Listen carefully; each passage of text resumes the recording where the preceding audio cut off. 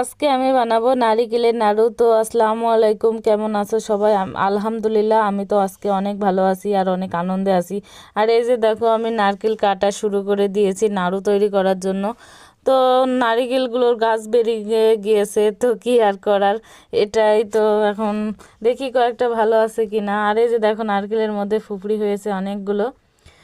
তো বাড়ির গাছের নারিকেল, তাতে কোনো দুঃখ নাই, ফুপড়ি হলেও খাওয়া যাবে।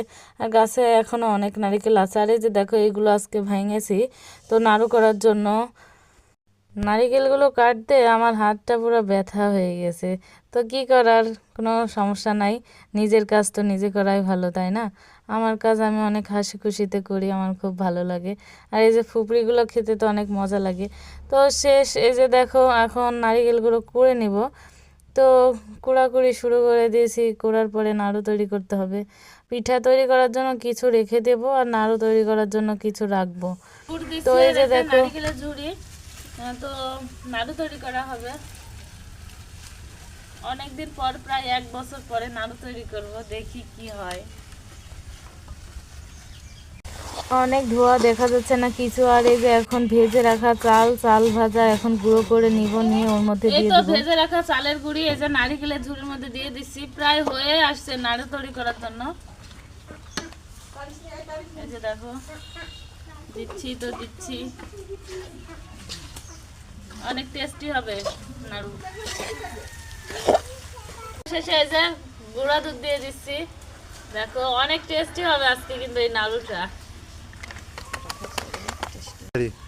এ তো খুব গরম, দেখা যাক কি হয়।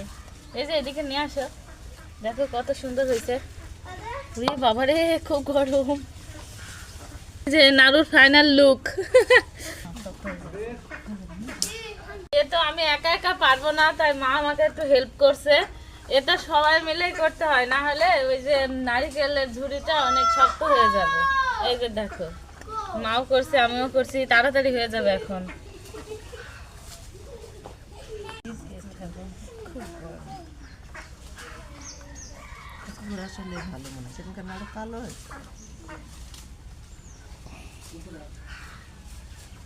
নাড়ুর মধ্যে আরো দেখো, এই হলো আমার নারিকেলের নাড়ুর ফাইনাল লুক।